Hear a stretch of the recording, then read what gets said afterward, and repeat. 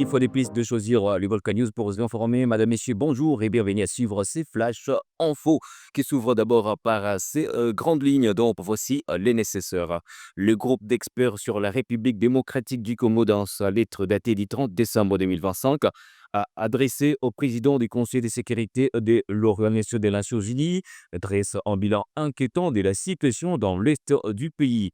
Leur rapport, fondé sur des enquêtes de terrain minutieuses, révèle l'évolution de l'alliance Fleuve Congo Mouvement du 23 mars, AFC M23, en un acteur politico-militaire de plus en plus structuré. Ces groupes, qui se voulaient au départ une rébellion armée, est désormais capable de contrôler des territoires et d'imposer son autorité là où l'État congolais est absent.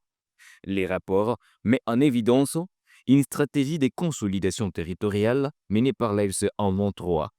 En plus de ces offensives militaires, les mouvements rebelles s'implantent durablement dans plusieurs régions du Nord Kivu et du Sud Kivu. Il met en place des structures administratives parallèles assurant la gestion de la sécurité, de la justice et des affaires locales, se substituant ainsi aux institutions étatiques. Cette transformation marque une étape clé dans l'affirmation du M23 comme une autorité de facto au détriment de la souveraineté du gouvernement congolais. L'expansion de l'AFC M23 s'appuie sur une coordination militaire étroite avec la force de défense rwandaise. Selon les experts, cette coopération a permis au mouvement de renforcer ses capacités opérationnelles, de sécuriser des axes stratégiques et d'exercer une pression continue sur les forces armées de la République démocratique du Congo, malgré les appels répétitifs à la désescalade. Les rapports soulignent aussi la présence de troupes bien équipées et d'une logistique sophistiquée, des indices révélateurs d'un soutien extérieur actif dans les opérations du M23.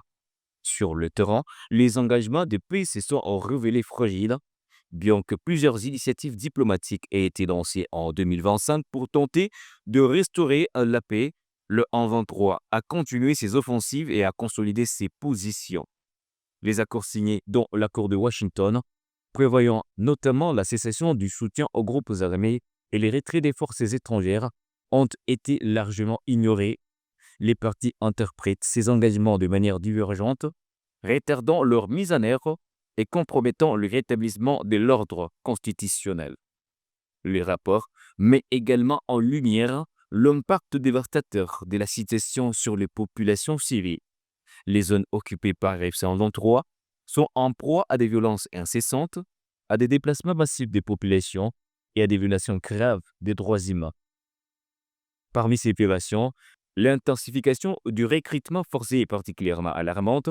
Des zones ainsi que des garçons mineurs sont systématiquement enrôlés sous prétexte de contrôle militaire. Les témoignages et des preuves photographiques confirment ces pratiques dans le Nord Kivu et le Sud Kivu, suivi d'un entraînement militaire pour les nouvelles recrues. Le rapport souligne également la gestion de ces territoires par l'AFC M23 qui cherche à se positionner comme une autorité de substitution à l'État congolais. Il met en place des structures administratives, judiciaires et de sécurité pour remplacer l'administration étatique, rendant ainsi encore plus difficile le retour à la paix et à l'ordre constitutionnel dans ces régions. Cette dynamique complique les efforts de médiation, car le M23 persiste à imposer son autorité locale, malgré les pressions internationales pour un règlement pacifique du conflit. Enfin, l'implication du Rwanda, à travers son soutien militaire direct à l'AFC M23, est un facteur clé dans les succès tactiques du mouvement, en particulier lors de la prise de Biboué. Selon des sources internes à l'AFC M23, des unités de l'armée rwandaise, connues sous le nom de Friendly Force, jouent un rôle crucial en supervisant les lignes de front et en guidant les combattants du M23. Cette assistance militaire rwandaise est perçue comme un élément décisif pour la continuation des offensives et pour la consolidation des gains territoriaux réalisés par l'AFC M23. Madame, Messieurs, voilà ce qui fait l'essentiel de ces flashs d'informations sur les Volcan News. On s'est fixé rendez-vous tout à l'heure. Portez-vous bien. Au revoir.